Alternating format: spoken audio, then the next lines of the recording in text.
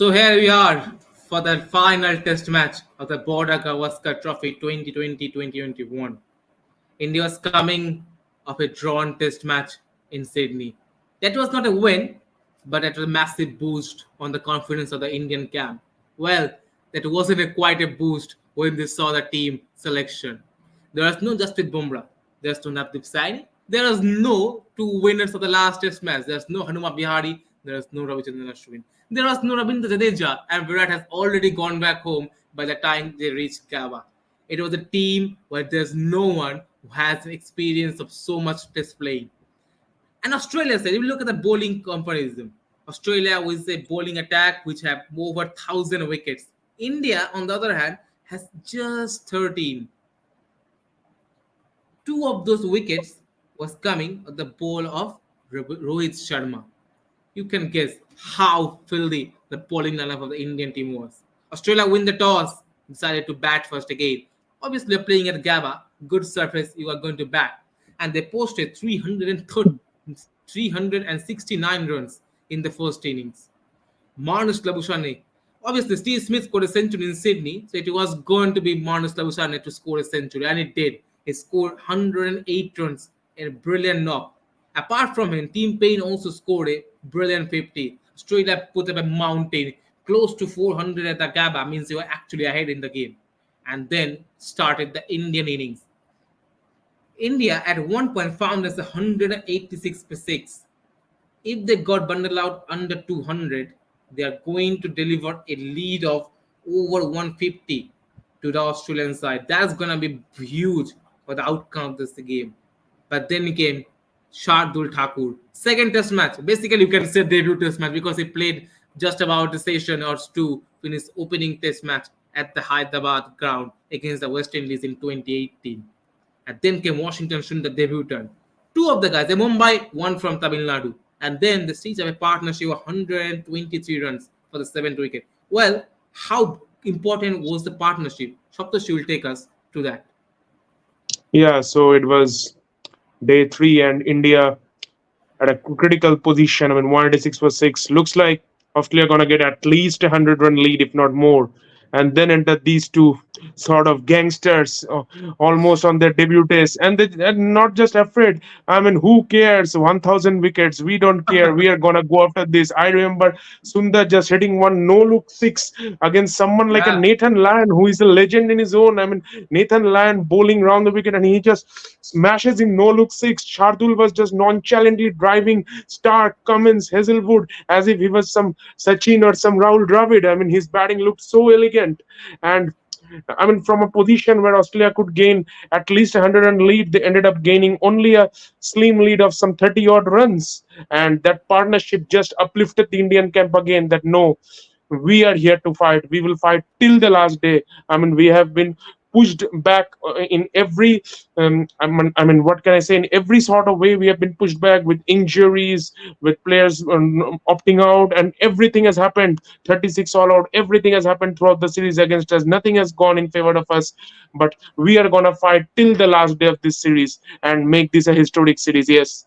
And that partnership just uplifted the Indian camp on day three, and then the day four started. But David Warner looked in some ominous touch. It looked like the Warner of the old was coming back. Maybe he's gonna make a huge score now in this series and rest now Shubhradeep again.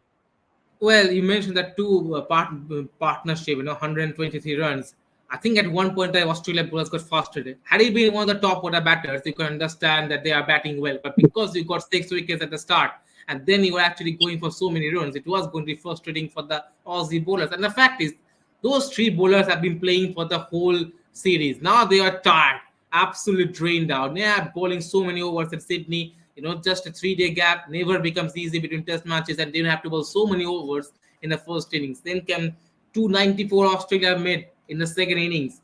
At one point, they were 4 for 196, but they lost the last 6 wickets under 100 runs because of the fact Siraj took 5 for 73. Shardul Thakur also picked up 4 wickets. The fact I remember is the Marcus Harris. It was January 18, my birthday, so I remember that day pretty brilliantly. I remember Marcus Harris trying to play the short ball of Shardul Thakur, and he was about to fall down, and he got a glove on it straight into the hands of the wicketkeeper Rishabh Pant. That was crazy. When was the last time I thought that a medium pacer of Shardul Thakur will pull a short ball, an Australian opener will try to play the shot in about to fall down and will club it into the hands of the wicket keeper? That was the point. I thought, wow, something is going to be extraordinary happening. Then came the stand, then came the chase. It was a huge chase. Australia having lost in Gabba, you know the fact, you know the record, you know the stats. And then came something which two youngsters did, Shubman Gill and Rishabh Pant. And Shaktashi will drive us to that. How those two youngsters did something that no one, not even England, India, South Africa, believed that it could happen.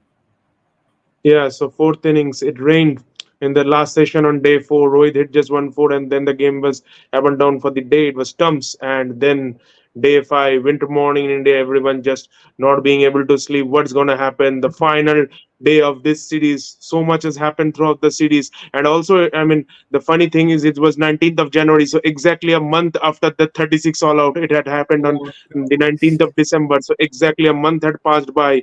And will it change the fortunes of Team India?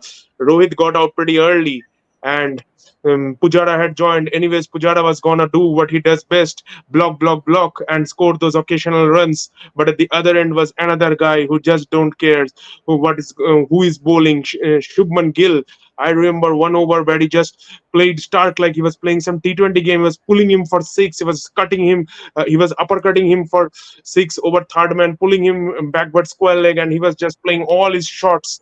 And I mean, it was a shame that he couldn't score 100 and got out on 91, trying to drive Nathan Land, edging it to Steve Smith at slip. And once Shubman got out again, I felt like, oh no, you brought us so close, but it was, I mean, maybe it just isn't meant to be. And then enters Rishabh Pant. I remember early on in his innings, he just tried coming down the track and missed one. I thought for a second, oh no, it's done. And Team Pen misses it. It runs away for a four. So no, maybe it's Rishabh Pant's day. He's been saved one. Then Nathan Land gets to turn one viciously to fast sleep.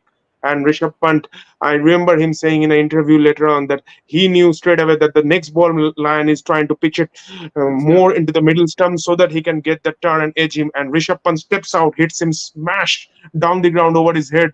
And maybe that's a dagger through Nathan Lyon's heart. No, this guy is not just leaving me. He will not let me settle here. He's just gonna play all his shots. And then at the end of the innings, when the wickets were falling, when Pujara got out, I became nervous because it's all gonna be on Pant. And then enters this kid again, who had already played a gem of an innings in the first innings, but he said, "I am not finished, man. I have still some more to show here."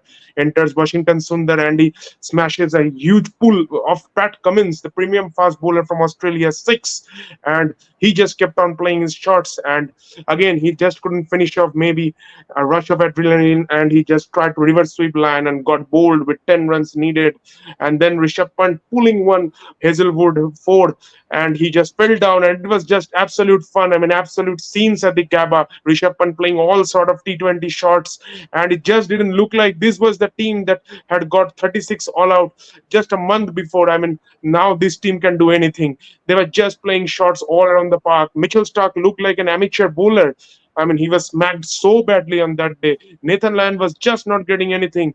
And then that last moment came down when I guess some 3 or 4 runs needed, and Navdeep Saini at the other end. The commentator shouting, "It's going down. Will they rush back for the second?" Saini has an injury in the groin, and then it races to the boundary for a four. And Prithvi Shaw was the first guy running onto Yeah. the field, Then and Rahane and then just the follow rest it up.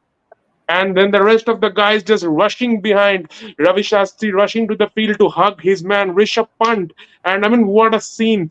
All the commenters shouting. I mean, and Justin Langer saying after the match, "Never ever underestimate the Indian team. Never ever underestimate them." If The Shubhadeep brilliance can also Indian. share some of his Yeah, memories. yeah, I remember the fact because I had a private chat. I went to a tuition, but I was actually checking the whole scorecard, and suddenly I just shouted out of nowhere. Everyone looking at me. What happened? I said, "No, India owns something which no one actually believed that could happen a month ago when they were bundled up for 36 in Adelaide." And I thought, and in the cool temperature of India in the winter, this is something which has given us so much warmth. And the celebration it actually happened for the day. It actually it gone going for the whole week when they landed back in India. So many garlands are there, so many cake cuttings. Even Rahane was offered a cake of the Aussies and he refused to cut it, which is Yeah, great of him. It yeah. shows where Also, he belongs to. I mean, the innings which Pujara played, maybe people don't remember it, but the way he got kept on, Yeah. got hitting against his head, his arms. I think not a single body part of Pujara was spared that day. And at one point, he just held his finger and fell down. It looked like he was gone. His finger is gone, but he still kept on blocking. And I mean, the kind of composure he showed, he just made sure that India doesn't lose this match. And then the youngsters in Pant and Gill took the charge of pushing India past that finishing line. And the fact is, when everyone has written you off, just a month ago, it becomes more hard to come back. And the fact I remember the 2005 NatWest Trophy, because it was Cave and Yuvraj Singh, it felt a little bad for England. And the same for happened for Australia. It wasn't like Virat and Rahane that did it. It was one of those rookie guys, one of those guys who had no experience in the test matches. They have drive into India to something which no one actually believed. India have won two back-to-back test series in Australia on two consecutive occasions, 2018 and 19, and now we are just a week away from the start of the opening test match of the third series, of the third consecutive series of the Border Gavaskar Trophy, where India can aim to make it another win.